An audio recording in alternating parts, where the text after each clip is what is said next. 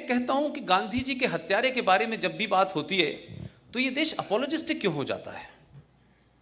चर्चा होनी चाहिए उसके ऊपर। और ये कौन लोग कर रहे हैं? जो उसामा जी कहते हैं, हफीज सईद साहब कहते हैं, वो कह रहे हैं कि गॉडसे आतंकवादी था। गॉडसे ने गांधी जी को क्यों मारा, इस पे बहस क्यों नहीं होनी चाहिए? उसका परिणाम कुछ भी निकले, मैं ये नहीं कह रहा कि वो सही किया गलत किया, लेकिन इस पे बात क्यों नहीं हो सकती? दिल्ली यूनिवर्सिटी के बीए पास के कोर्स के अंदर अगर यह पढ़ाया जा सकता है कि रावण की छींक से सीता पैदा हुई,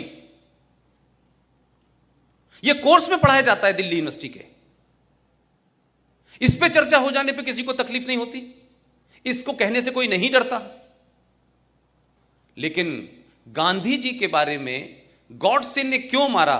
क्या गॉडसे कोई क्रिमिनल था? गॉडसे ने उससे पहले कोई 40-50 हत्याएं की थी? क्या उसका कोई ऐसा बैकग्राउंड था? तो इस पे चर्चा क्यों नहीं होती भाई? और अगर गॉडसे ने जिस भी कन्विक्शन के तहत मारा गया, लेकिन किसी भी कानून के तहत किसी भी हत्या को जस्टिफाई नहीं ठहराया जा सकता। अब तो सुप्रीम कोर्ट भी ने यह कह दिया है कि अगर आपको अपनी जान का खतरा हो तो सेल्फ डिफेंस में आप मार सकते हैं। ये क्राइम खत्म कर दिया है। लेकिन एक बात को थोड़ी देर के लिए दूसरे पर्सपेक्टिव में समझें। एक नेता ने अपने देश को भरोसा दिलाया और पूरी ताकत से कहा कि पाकिस्तान अगर बना तो मेरी लाश पे बनेगा। मैं एक उसकी सिमिलरिटी नहीं खींचना चाहता, और उस दौर में बहुत सारे लोग थे जो गांधी जी को, उनकी क्या ताकत थी कि जब वो नोआखली के दंगों में गए तो जहां हिंदू मुसलमान लड़ रहे थे, हाथों में तलवारें थी लोगों ने हथियारों से हाथ से उनके तलवारें गिर गईं। गांधी जी के कहने से इतनी स्ट्रांग अपील थी। तो नाथूराम गॉडसे को भी लगा कि ये देश महफूज है, कम से कम ये गांधी के होते हुए नहीं होगा। आप में से किसी ने 15 अगस्त 1947 को जब इस दिल्ली में जश्न मनाया जा रहा था तो बंगाल में और पंजाब में क्या हो रहा था, ये किसी को अंदाजा है? ये क्यों नहीं देश को बताया गया?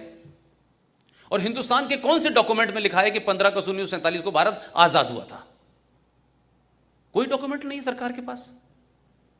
नेशनल आर्काइव दिल्ली में चले जाएं, उसमें लिखा है 15 अगस्त 1947 को ट्रांसफर ऑफ पावर हुआ है। लेकिन हम गीत गा रहे हैं आजादी के।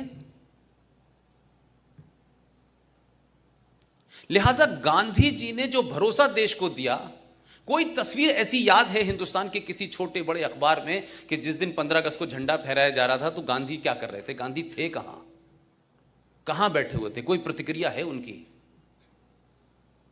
तो ये आजादी, जिसको आप आजादी कह रहे हैं, जिसको हम सब लोग आजादी समझ रहे हैं, जिसमें 21 लाख लोगों की सरकारी रिकॉर्ड के हिसाब से मौत हुई है, सबसे ज्यादा लाशें पंजाब से की, सबसे ज्यादा उसके बाद लाशें बंगाल में हुई। गांधी के हत्यारे की चिंता है लोगों को।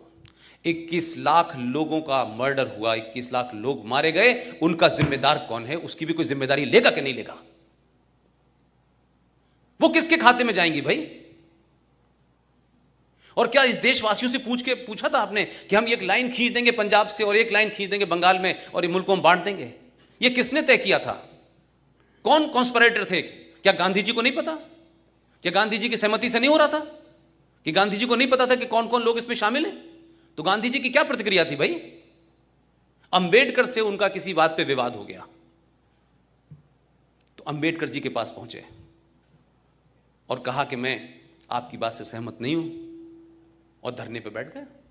तो अंबेडकर जी के शब्द हैं, उन्होंने कहा, गांधी जी, आपकी जरूरत इस देश को है, आप अनशन मत करिए। मेरी बात ठीक है, लेकिन क्योंकि आप देश के लिए जरूरी हैं, इसलिए मैं आपकी बात की वजह से अपनी बात वापस ले रहा हूं। भारत बुला रहा है, रक्त रक्त को आवाज दे रहा है, उठो, हमारे पास अब गंवाने के लिए समय नहीं है।